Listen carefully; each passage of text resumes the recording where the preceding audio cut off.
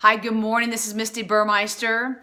I just finished reading one of the most extraordinary books of all time, and it's by one of the people that I deeply admire and respect. And the reason I deeply admire and respect her is because she is so vulnerable. Beyond vulnerability, she encourages other people around the globe to share with people the truth of what matters to them.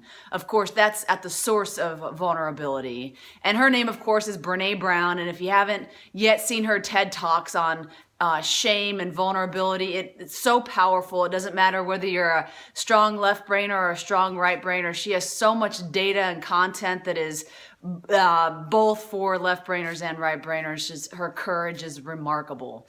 So go check out those videos. But she just launched a book. She wrote a book called Daring Greatly a few years ago. I read that one, but she recently came out with this book called Rising Strong.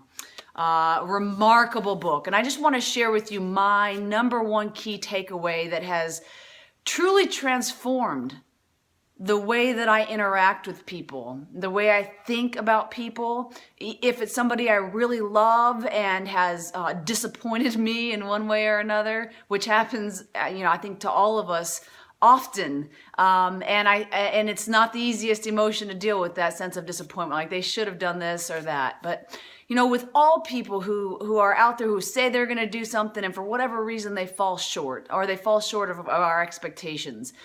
This has been a number one thing that will stay with me for the rest of my life. And I hope that it helps you as well. And I do hope that you go out and grab a copy of this book because it is so powerful. This is the number one key takeaway. Every single person in your life is truly doing the very best they can with what they have. If that's true, then we have space and we have compassion and we can create kindness, no matter what our expectations are of what other people should be, what they should have, where they should be. All the shoulds disappear when we honestly believe that they're doing the best they can with what they have.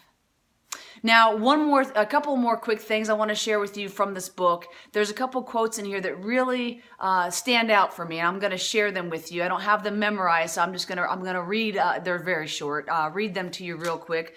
One of them is, it means that sometimes when we're beating ourselves up, we need to stop and say to that harassing voice inside of our head, man, I'm doing the very best that I can right now. And when I thought of that, it's sort of like a lot of people talk about the gremlin and how we just need to shut it up. In fact, my coach, one of my coaches, my speaker coach says, there's a little green thing on the side of your shoulder. Just take that gremlin and grab it and throw it to the ground and squish it in the bottom of your feet. And that never felt right to me because at the end of the day, I think all of the inside chatter and, all the things that are going on inside of our head, our thoughts, I think they're there to benefit us. They just don't know how to benefit us. I think if we can become aware of them and then say to them, man, come on, work with me here. I'm trying to do good stuff. I need your help. I think it's a much different approach and perhaps an even better approach. And I agree with Brene Brown here. The other one is this. Stay in your own lane. Man, she talks actually a little bit about swimming here. But so often we compare ourselves to other people. And as a result, we lose big time. And in swimming, when you start to compare yourself against the swimmer next to you, man, you can't breathe. At least I can't breathe. I struggle to swim because I'm comparing.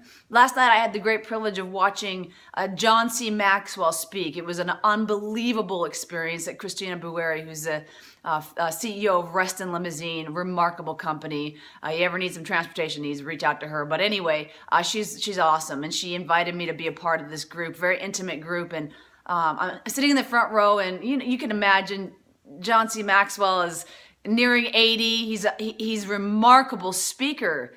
If I had sat there and compared myself against him, I would be in so much trouble.